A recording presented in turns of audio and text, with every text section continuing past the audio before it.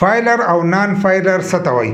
تاسو به دا اورېدلي چې کم نان فایلر کسان دي د هغو سیمان چې دي دا وبندېږي، هغو چې خپل موبایل ته لوډ کوي د 100 روپو کارډ ورخېږي نو د هغو نه 75 روپۍ چې دي دا به په ټیکس کې کټ کېږي. دغه شانتې که د بینک نه روپۍ راوکاږي نو د هغو نه چې دی په هغې کې به هم ټیکس کټ کېږي. نو ځینې کسان ته دا پته نه لګي چې دا فایلر څه ته وایي او دا نان فایلر څه ته وایي، چې موږ فایلر یو که نان فایلر یو. نو نننۍ ویډیو چې دا هغه زموږ د دې په باره کې ده، د هغې لپاره چې دی ویډیو به پوره ګورئ، یو لایک شیر کمنټ چې دی ویډیو له لازم ورکوئ. بل دا ویډیو معلوماتي ده نو تاسو راواخلئ مخکې شیر کړئ چې نورو کسان ته هم ورورسي، او دا لایک شیر کمنټ چې دی دا پرېږدئ نو دا د ویډیو له چې دی دا لازم ورکوئ.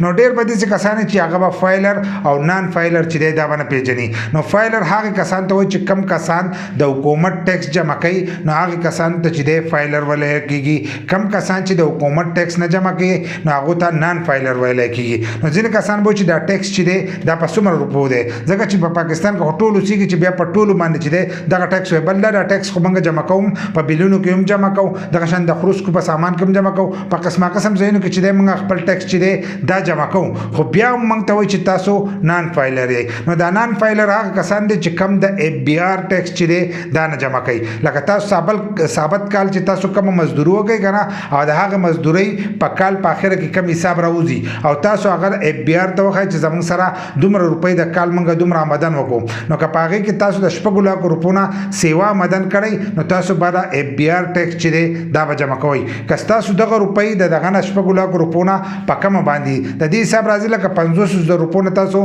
سیوا ګټئ د میاشتې، نو بیا به تاسو د اف بي آر ټیکس چې دی دا به جمع کوئ. که 500 روپو نه تاسو لاندې ګټئ نو بیا به تاسو د اف بي آر ټیکس چې دی دا به نه جمع کوئ او تاسو به بیا فایلر یې. خو د هغې لپاره چې دی هلته کې به تاسو ځان چې دی رجسټر کوئ، د هغو په ویب سایټ باندې ځان هم رجسټر کولی شئ، او دغه شان تاسو نور معلومات چې دي دا هم حاصلولی شئ. انلاین هم پراته دي او د نورو کسانو نه چې دی هم تپوس کولی شئ، خو انلاین تاسو ځان چې دی رجسټر کولی شئ. نو د کومو کسانو چې د 500 روپو نه په کمه باندې آمدني نو هغه کسان چې دی هغه خو فایلر دي. خو د کومو چې له پاسه او د اف بي آر ټیکس چې دی دا نه جمع کوي نو دی چې دی هم نان فایلر دي. د دې نه چې دی بیا دغه ټیکسونه کټ کېږي. که د موبایل ته کارډ ورخېږئ نو د دې په کارډ کې چې دی 75 روپۍ ټیکس چې دی دغه کټ کېږي. دغه شان دی د بهر ملک سفر چې دی دا نشي کولی.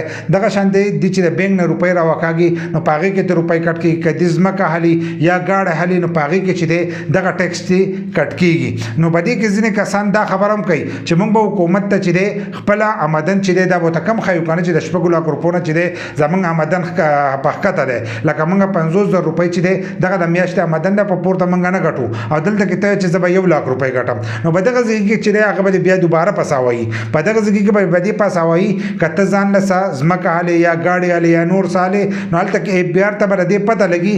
هغه به چې ستا سره دا دومره روپۍ چې دي دا د کم طرفه راغلې. ته خو چې زما 50,000 روپۍ چې دی دا د میاشتې آمدن دی او دلته کې چې دی ته د کروڑو روپو چې دی بیه کې نو دا پیسې چې دي دا ستاسو سره د کم طرفه راغلې. نو په دغه ځای کې چې دی په تاسو باندې دغه ټیکس چې دی دا لګي. نو فایلر او نان فایلر چې دی هغه به جوړېږي چې د کومو کسانو د 50,000 روپو نه سیوا آمدني لکه د کال د 6 لکو روپو نه سیوا آمدني نو هغه به د حکومت ټیکس د اف بي آر ټیکس چې دی دا به جمع کوي. نو د ده نه به فایلر چې دی دا به جوړېږي. که دی دغه ټیکس نه جمع کوي او په دغه باندې نو دی به نان فایلري. د ده نه په هر ځای کې چې دی دغه ټیکس په کټ کېږي، د موبایل په سیم کې به د کټ کېږي. قسمه قسم مسلې چې دي دا د ته راتلی شي، بهر ملک سفر نشي کولی، سیم چې دی هغه د بندېدی شي.